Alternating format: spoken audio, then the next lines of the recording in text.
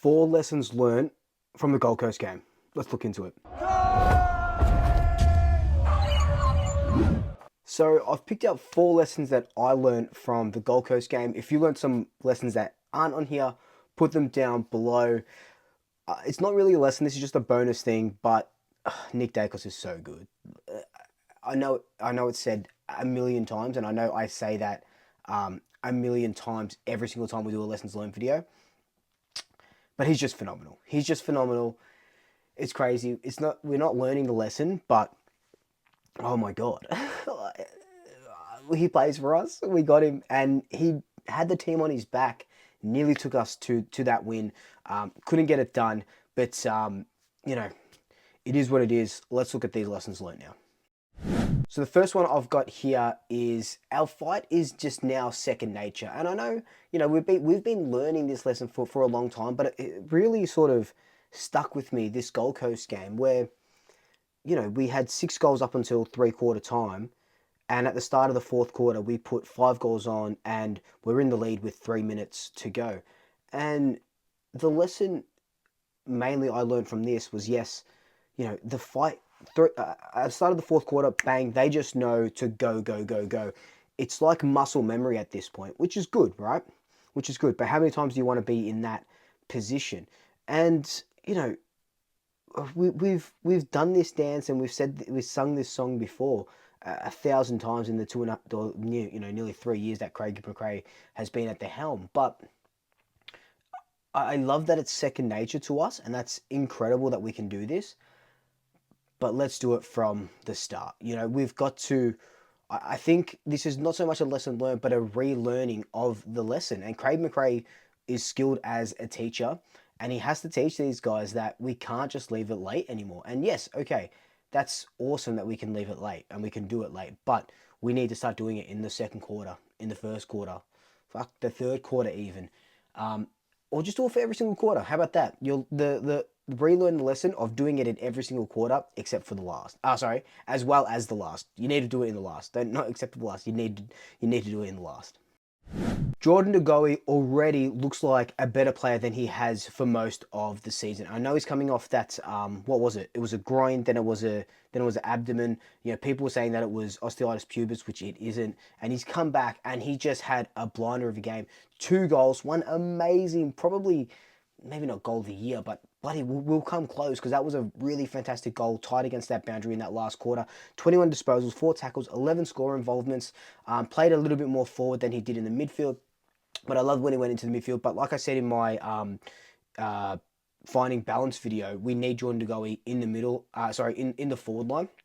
I think it really helps us, especially with no Dan McStay just yet, and no Jamie Elliott. It really helps us, and then we can push him into the midfield when we need that sort of bull in there. So I did like that. I did like that very much.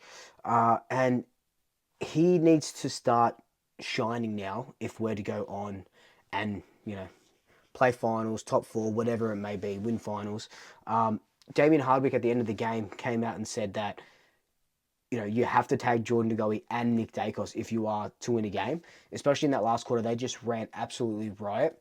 And it's going to be nice to finally see a fit and firing Jordan De Goey with a fit and firing Nick Dacos. Because at the start of the year, I felt like Jordan De Goey had a good year, had a good start, and Nick Dacos had an okay start, but not the best. And now Nick Dacos has found his form entirely, moving 100% into that midfield. Jordan De Goey coming back into the team after such a long layoff. He had about 85% game time, so he's ready to go, and we're going to need a big effort from him from here on out. He needs to be our Dane Swan. If Nick Dacos is, I know it's going to sound weird because Pendlebury's playing, but if Nick Dacos is our Pendlebury, Jordan De Goey needs to be our Dane Swan. They need to be Batman and bloody Superman, not Batman and Robin, Batman and Superman working in tandem. The third lesson I learned was that we took nothing out of the Kangaroos game. Now, yes, I'll say it to the cows come home. The Kangaroos game, that win was fantastic. Coming down 54 points, absolutely incredible. But we took nothing out of it. We should have learnt the huge lesson of not leaving it late and not just rocking up and thinking that we were going to get the job done, because it didn't work then, and it definitely didn't work against Gold Coast. They outmuscled us, they outplayed us, they outran us, and everything that we did wrong in the Kangaroos game, we were sort of doing just as wrong in this Gold Coast game.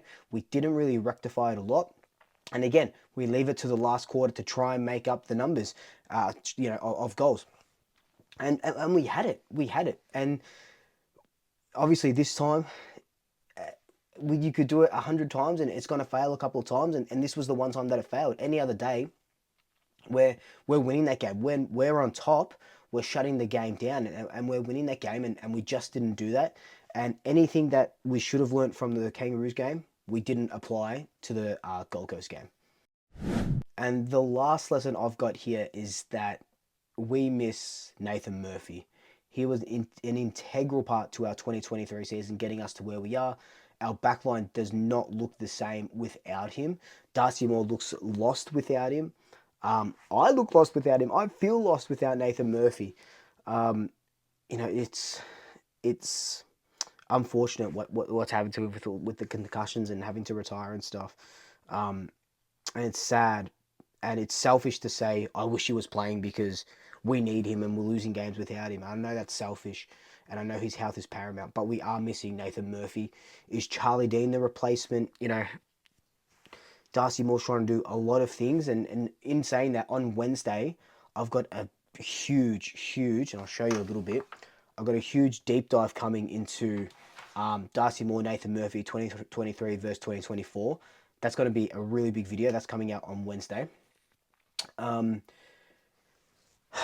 Yeah, it's disappointing. We need a player like Murph. I guess that's why we were going for what's his name? Duday. Why we're hunting Barras, why we want Josh Battle. I don't know why we're not offering Josh Battle 6 or 7 years. He might end up going to Hawthorn, but we need a key defender because Jeremy Howe's not getting any younger. Charlie Dean's still got a little bit to go in his development. I don't know if Frampton's that real guy that we need to replace like a Nathan Murphy. And Darcy Moore just can't do it all on his own. So we need to hit the free agency, the trade period really, really hard in the off season of this year because we absolutely missed Nathan Murphy, and the Gold Coast game showed why. But look, guys, that's just been my lessons learned video. Let me know down below any other lessons that you guys learned from that game. I'd love to hear them all. But until then, like, comment, subscribe, tell your family, tell your friends, tell your pets, and until next time, double shackers. I'll swoop you later.